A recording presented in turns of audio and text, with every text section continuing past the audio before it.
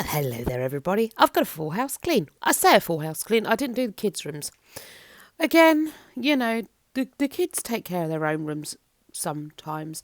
That and they've been off work a lot lately and at home, so I kind of haven't really been able to get in their rooms to do a lot. So, well, the videos just aren't on here. But I am taking care of the rest of the house. And I'm doing a pretty good job, I must admit. I am trying to do as much as I can every day. My issue is, or one of the issues I'm finding is that there isn't time. And I know that sounds like an excuse, but it isn't. I've done myself a little list of things I need to get done and when I need to get them done. And yesterday that worked absolutely fine. But then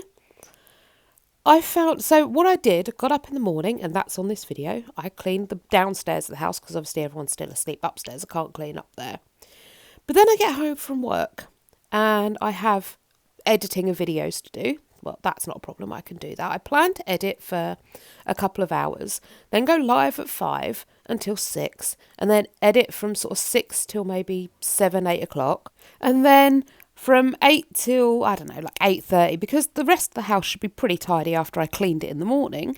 I was going to do a quick clean up downstairs and just about the areas and that around upstairs.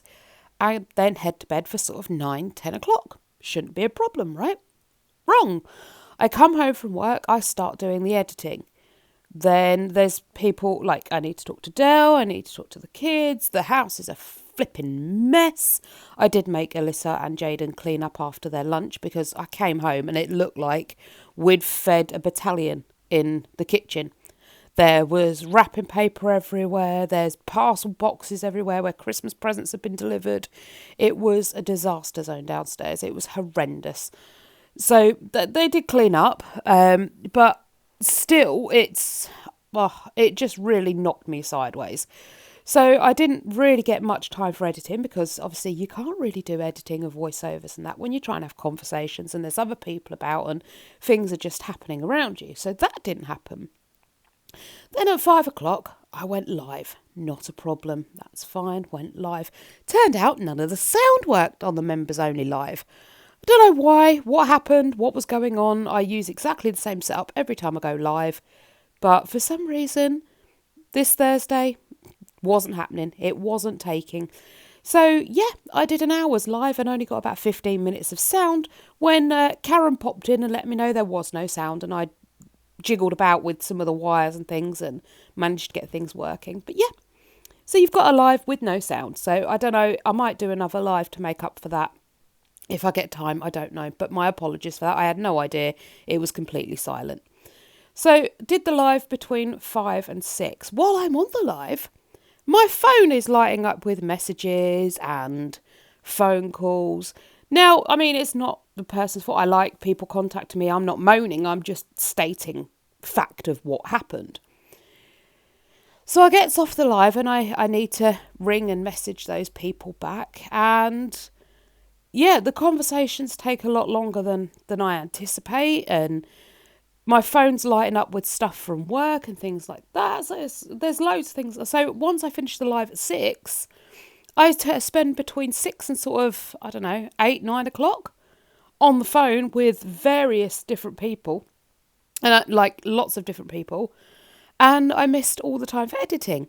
Now I'm up again at 6 o'clock in the morning, and this should be my time to clean the house again.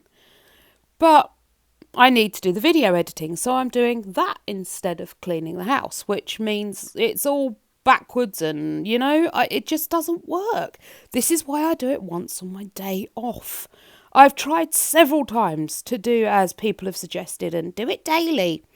Does not work. I don't get the time to do it daily. There are too many demands for my attention that mean I can't do it daily. Yeah, there are some things I can do daily and I try to, but if I miss them, tough. I cannot be doing the washing up every single day because, when did I get time yesterday to do it? I didn't, did I? When am I going to get time this morning to do it? I'm not, am I? So, yeah, the washing up from last night's dinner is going to sit on the side until I or someone else gets around to doing it or whatever. Now, a lot of other people have said why, there's 4 other adults in the house, they should be helping too, shouldn't they? yeah, I agree, which is why I made Alyssa and Jaden do the washing up after their dinner last night. Dale sometimes washes up after dinner, sometimes he washes up during the next day. And he'll do the laundry and, little bits during the day. So, yeah, I mean, they do kind of help, yes, but everyone's making because everyone's here during the day, everyone makes so much mess during the day, whether they're cleaning up after themselves or not. There's still mess that's happening during the day, and I don't know, it's just easier to do it the way I've always been doing it, so that's just the way I'm going to do it. Yeah, for a few days the house gets a bit messy and untidy, but I fix it on my day off. That's what days off are for, isn't it? It's not for chilling and doing what you want, it's for cleaning house. Maybe one day when everybody's at work or school, depending on what Craig does, he may go back to college and study again. He may go back to work, and I say back to work, he's never been to work, but you know what I mean. Maybe one day when everybody's working and doing their thing, the house will stay cleaner longer, and maybe I'll get time. Maybe I won't. Maybe it'll stay this way forever. Who knows? It is what it is. You just have to make the best of a bad situation, really, don't you? But when everybody's working, hopefully it will get better, and it will get better quickly, because this is just crazy. I haven't really been able to clean Craig's room properly for ages. Alyssa, it's been well over a week because I can't get in there to clean it. They're always in their rooms, and it's like, go outside, people! Craig, with the autism, he hates outside. Absolutely hates outside. We couldn't even get him to come to the seaside with us. Like, fun stuff. He won't come. He will not come with us. He hates the outside. I can't really blame him, to be fair, though. I mean, outside right now, it's wet, it's cold, it's slippy, it's slidey, it's drizzly, it's horrible. And outside are people. And some of the people are very nice people. But then in the summer, everyone's like, no, outside's lovely in the summer. Well, it's not, is it? You get sunburn. There's wasps and bitey and stingy bugs everywhere. There's bitey and stingy plants all over the shop. And there's more people. And they're all hot and bothered and angry. So they're even the nice people are now stroppy and angry and mardy and just grumpy all the time. So realistically, is outside such a nice place to be? Don't think it is, really. But we do need to get him out more. It's not good for him being cooped up as much as he is. So he is going to be looking for some sort of like weekend job, even if he attends college. He will be looking for some sort of weekend job.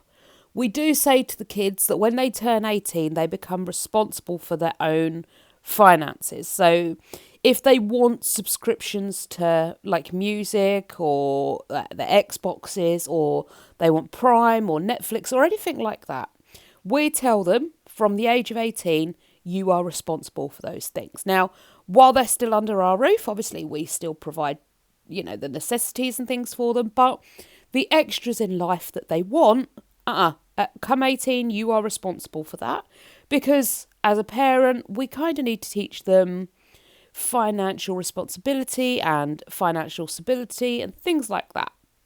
And obviously, we do need to still supply them food and warmth and light and stuff like that. Yeah, sure. But once they turn 18, the extra bits of life, the stuff that you can live without if you choose not to get employment, that then becomes their responsibility. So they know that their money gets them things they want and they like, and they're more inclined to earn money. So that's why we do that. Now, I think obviously you have to start teaching them responsibilities of rent, and, if you're not working, you can't pay your rent, you can't pay this, you can't pay that.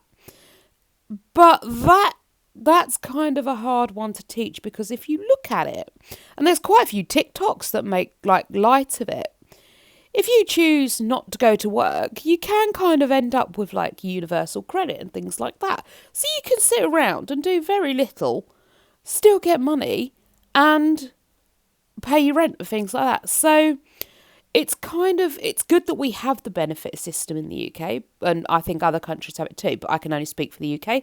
I've only ever been here.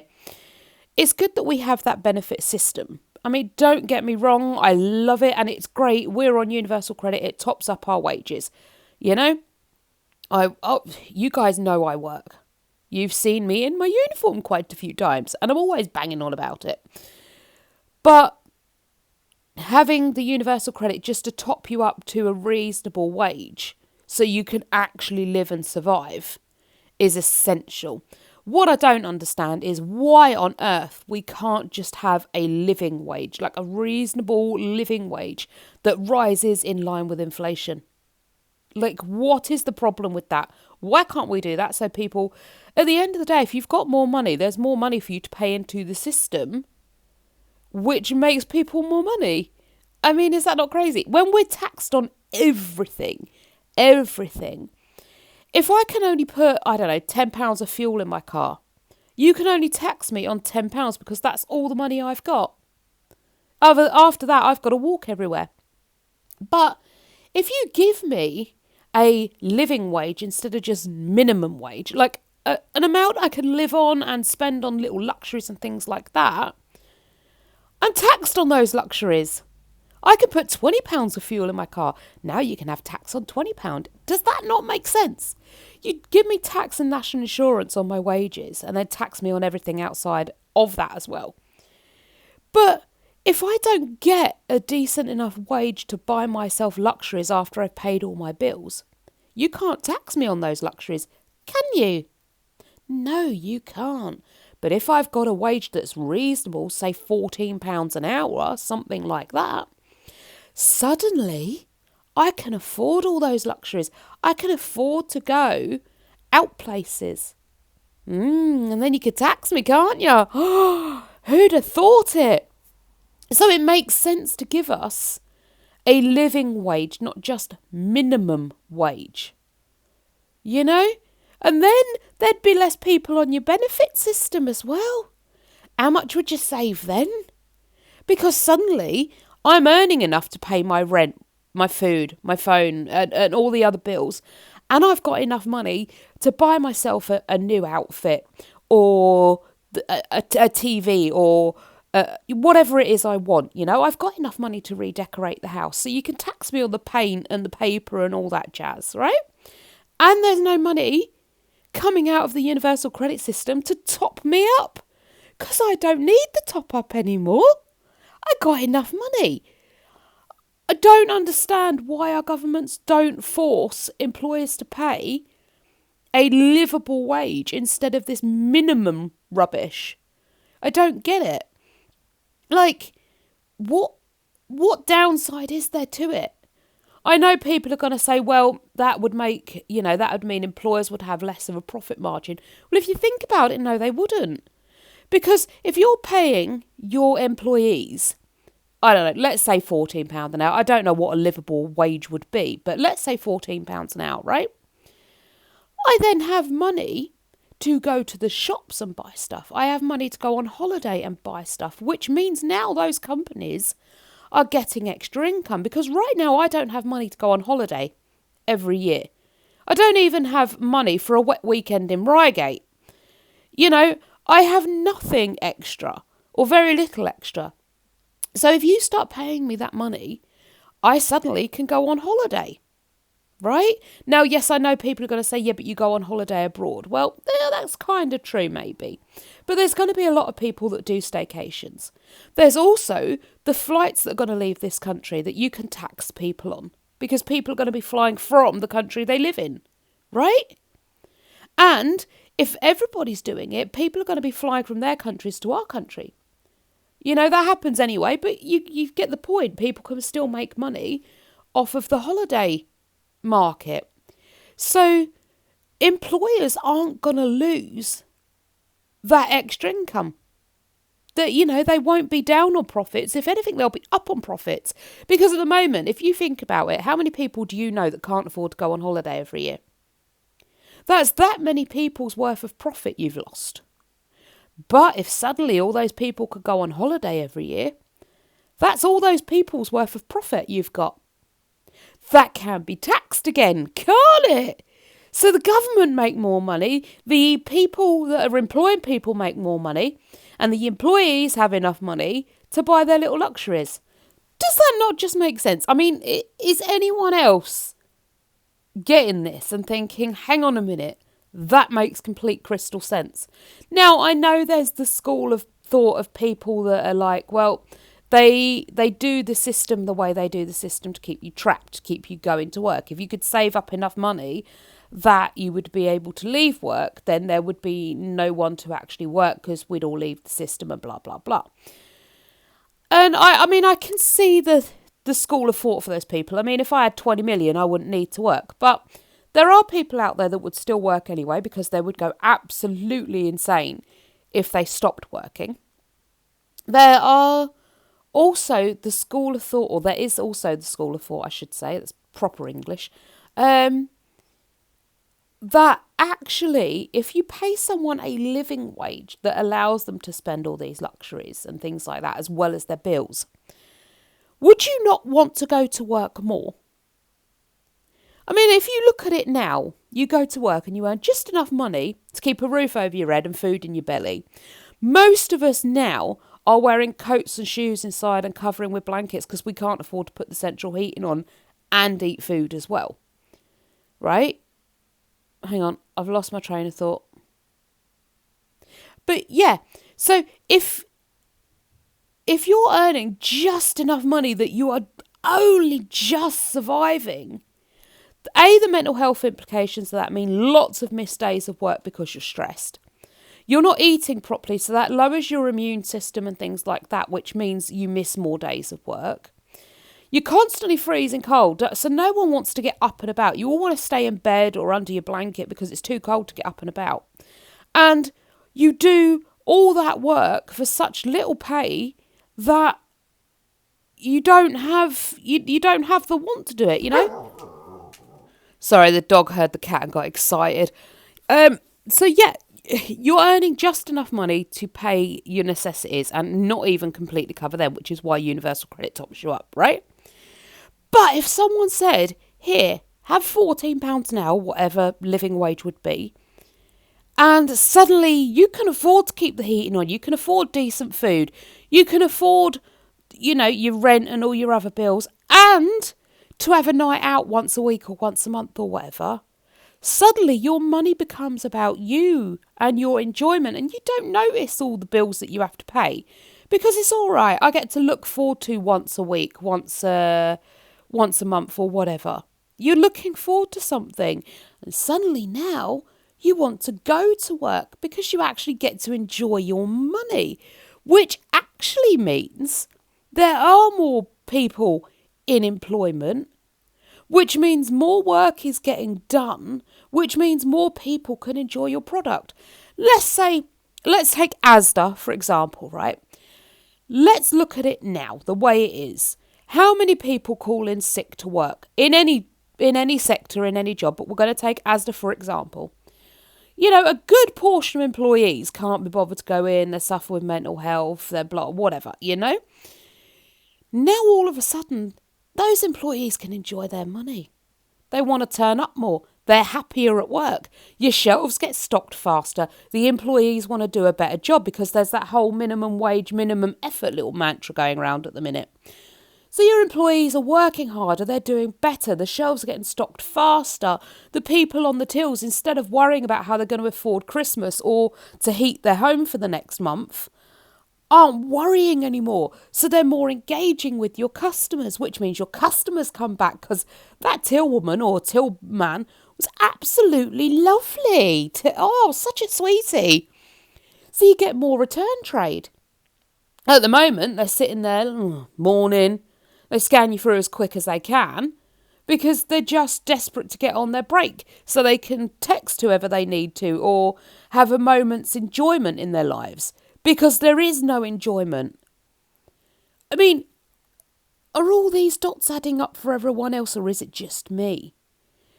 I don't get it. You need to make wages livable so people can stop with this uni credit stuff and start enjoying their lives and enjoying their money And it'd make the UK so much more beneficial and so much more functional and much more successful. The way we're going right now, I don't know, it feels like we're going back to like the Victorian era, maybe like whatever was before the Victorian era, you know, with the old workhouses and people skinny with rickets and goodness knows what else. Although I know rickets went on into the 70s. I don't know how long it went on for. No, rickets weren't in the 70s. Rickets was in the 50s. Anyway, it feels like we're going back to the days of rickets and scurvy and like skinny people and no light and candles and things like that. We're going backwards, not forwards. The UK used to be a great nation, and now we're going backwards, not forwards. I mean, does that not seem like it to anyone? In my opinion, it seems like we're going backwards, not forwards. I would love to earn a wage that I could support myself and my family on properly without having universal credit. Universal credit stresses me out. Right, I'm going to finish hoovering here and then I'm going to get on to the next part of this video, which is the next morning. Now, yes, I know my curtains are shut in the daytime. That's because it is freezing cold here and I'm trying to keep the heat in. So the curtains are staying shut all day. So I made a plan. Stupid idea to make a plan at night when you're feeling all excited and energised. I've had a banging headache all night, like proper, ugh. But I'm up, I've weighed in. I can't find my plan underneath the chaos that is in here. But basically the idea was to clean between now and about 7:30, 8 o'clock, and then get ready for work and go to work. So I'm about to start cleaning. I don't want to. I'm still in my pyjamas. I haven't brushed my hair. Like I said, my head is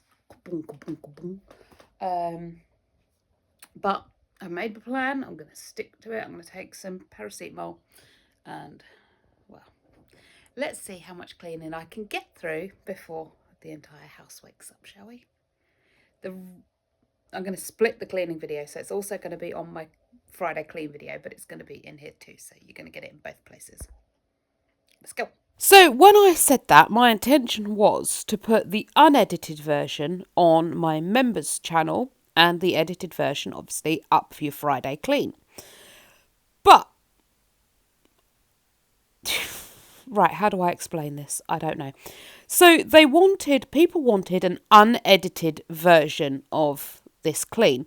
Now, they did say, obviously, when I'm not in the room, edit those bits out because you're just looking at an empty room. And I do get distracted. As soon as I leave the room, I get distracted. The only other bits I edit out are when I'm panning the camera around. Like, you don't want to see footage of my walls blurry as they spin past the camera, or a close-up of my arm or my knee, depending on which way up I grab the tripod, as I walk it around the house. That there is no real footage there. It's just this blur of either colour and shape, or it's complete darkness where I've grabbed the camera with my hand. So I edit those bits out. Now, I do speed up the footage because, otherwise boring. So I suppose the only thing I could do would be to slow the footage down to actual speed, which you're still seeing the same thing. You're just seeing how quickly I actually clean rather than how quick I want you to think I clean. But I don't pay for my music subscription anymore. So I can't just fill the video with music, which means you're either going to get, this video was an hour and a half long with all the camera angle panning and me walking in and out of the room. So if I slow this down to normal speed, it's probably going to be, 45 minutes to an hour long, which is fine. That's not a too long a video, but it does mean I have to voice over almost a full hour's video. That's not a problem. I've done that before, but it's, I don't know, seems like a lot of waffling, and there's probably going to be an awful lot of silent spots, and that makes a video really boring. You need some sort of music, some sort of talking, something to entertain you while you watch the videos. Watching a silent movie went out of style years ago. But I don't know. I mean, I'm going to put it up. It won't go up until probably Monday now because of having time to edit and sort everything out. But I can do it. I'll see what you think, you know.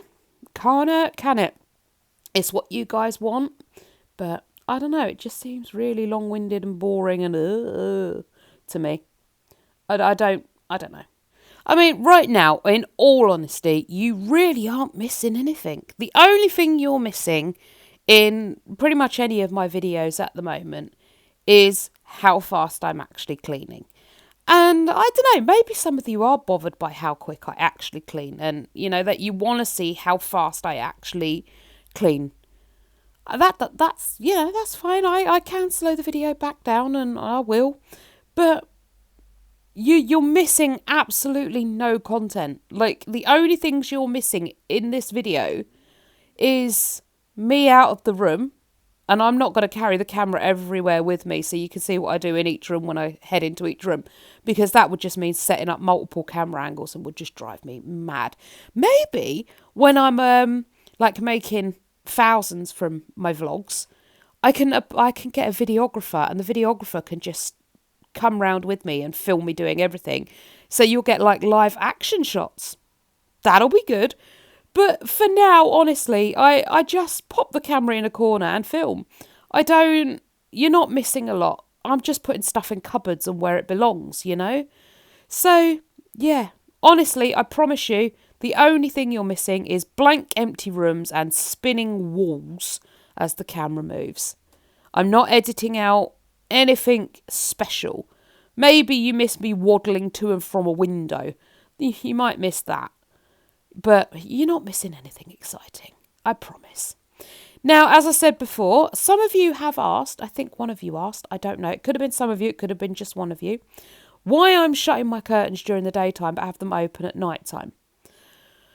Now, sometimes I am opening the curtains just to clean the windows or dust the shelf, the window ledge, and I'm just not shutting them again because I'm just dim and forgot. Sometimes, like now in the winter, because it's being filmed in early evening, I'm drawing the curtains ready for the night time. Because they reckon during the winter you should draw your curtains as the sun sets and open them as the sun rises to allow the sun to heat your home and help out with heating costs. Our windows, that's just stupid. You open the curtains, you're going to have a gale blowing through the house. Like, our windows are terrible. We've actually sat here before, and I'll try and do it this winter because I know it'll happen again this winter.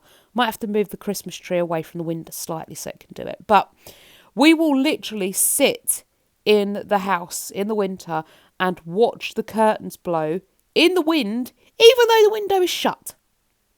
So that's how bad our windows are. We also had a door curtain across the door from the stairs to the dining room to try and keep some of the cold in the hallway because our front door blows a gale through it too. And I don't know if I've put footage up of it before, but if we get a door curtain again this year, I'll put video up of it.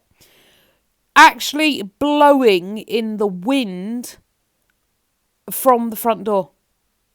It's crazy how much draft this place gives. It's awful. Absolutely awful.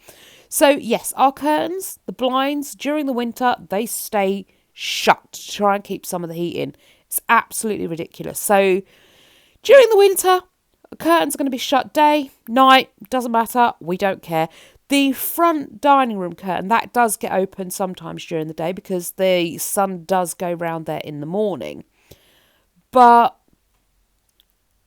I don't know, after about lunchtime, 2 o'clock, it's not there anymore. So, yeah, the curtains get shut. It's just the way it is. It's just the way it has to be. And I always say, next year we won't have this. Next year I'll have saved loads of money and we can have the heating on as hot as we like, 24/7, stay lovely and toasty warm. I'll make sure we've got like a sealant stuff for the windows so that the windows are nice and sealed in and we don't get the wind blowing through. And I'll have blinds and net curtains to try and keep the extra heat in. We'll have carpet down. We won't be freezing cold, blah, blah, blah. You know? It never happens though. And I wish it would, because honestly, every winter you realise just how miserable you get, like how cold it is. Now, December's cold, don't get me wrong, but I tend to find January is the worst of it. February is really bitterly cold too, and it can be just as bad as January and December. All the winter months can be awful. And some of the spring and autumn months can be awful as well. But I tend to find the real bitter cold is probably going to be January. And I don't want to spend another new year absolutely freezing trying to stay warm. It's not fun. I mean, I love January. It's a month like any other. I'm happy to be a part of the life of January. But every year, I promise myself I'm not going to have another winter like it. I'm not going to have another winter like it. And every year I do. Every year it's the same. I don't know. It seems like you can make these grand plans and grand gestures of things you want to achieve with your life. But actually, I don't think a year is long enough to get all the changes I want made. You know? So I think what I might do is maybe just like laser my focus and just hone in on one thing to get sorted. But I want so much. And they're not even big things either. Like I do want a 15-bedroom mansion house. I want like extravagant luxury opulence. I want the works, you know. I want to employ someone to come and decorate my tree, decorate my home for Christmas. I want to employ someone to do my gardening and my housekeeping. I want like a chef to cook for us all and stuff like that. I want that all. I'm sure once I get it, I'll probably absolutely hate every minute of it and end up giving it away and living just a normal life again. But I want so much stuff. At the moment, my dreams are of that. I don't think I'm ever going to achieve the massive mansion house. I really want to. But my dreams, even for now, are quite realistic, really. I just want a well-decorated, clean-smelling home. I want a well-maintained, kept and clean garden. I want to be the right weight for my height, according to the NHS. I mean, I've got no other way of knowing what the right weight for my height is. But the NHS guidelines are a pretty good place to start. So I want to be the right height, the right weight for my height. I can't change my height, I can change my weight. So I don't really want massive amounts, but I'd like a holiday as well, like one holiday a year. And like weekends away, that sort of thing. I don't think that's a lot to ask, but do you know what? That is going to take an inordinate amount of money. Like we reckon to get the garden sorted, we're looking between 5 and 10 grand, probably closer to £10,000 to sort the whole garden out. Now, if we're looking to sort the house out, most of the rooms we're looking to spend, I don't know, between £500 and £1,000 in. New carpet, new flooring, new appliances, new carpets, new paint, blah, blah, blah. And also this room obviously is going to cost a little bit more because we need new sofas and on top of everything. So I think realistically we're looking for a budget of about £1,000 a room, and then any extra left over from that room can go to the more expensive rooms. So it's 1, 2, 3, 4, 5, 6, 7. Again, about £7,000, maybe more. So realistically, we're looking at about 20 grand with change. Between 10 and 20 grand to sort the house and garden out completely to the standard I want it. I mean, there may be change left over, of course, and that will help get me my holiday. But yeah, it's going to cost a lot. And then you've got the holiday that I want, and I would like, if I could have whatever holiday I wanted and achieve that goal, I'd like 2 weeks in Yarmouth. I don't want to go anywhere extravagant. I don't want to go Lanzarote or Australia or anything like that. I would like 2 weekends in Yarmouth. I'm very much a staycation person. I don't realistically want to go abroad. I mean, if I ever had the opportunity, I'd probably consider it. I like the idea of doing it, but getting on a plane and leaving this country and being in a strange country and not knowing like medical stuff or anything like that, what if you get sick? And how would you fly home? I want to be at home if I'm poorly. And I don't know, it just scares me. I don't really, really want that. So yeah, I would staycation. And yeah, maybe like I say, 2 weeks in Yarmouth. And then maybe like the odd long weekend away so I can experience other places and see if I want to do a 2-week holiday there. That's it. That's all I want. But a 2-week holiday anyway is going to cost you like at least £1,000. I mean, the kids are old enough now that we could go kind of out of season or just before peak season. So we could get the cheaper rate. But yeah, you're still looking at a couple of grand for a holiday. Because you've got to have spending money and stuff like that. It's so much money that I need. Plus you've got like the diet food and the exercise and all that. Like if I wanted my gym membership, that's gone up to 22 quid a bleeding month now. So that's a lot of money. Then like diet food, why is it that the healthy food is more expensive than the horrible junk? Mind you, even the horrible junk's getting expensive now. But do you know what I mean? There's a lot of money that's needed to do all these projects. And I don't think a year is enough time to earn that all on the minimum wage I get. You know? And again, this goes back to what I was saying earlier. Would it not be more beneficial to have the government minimum wage should be a living wage?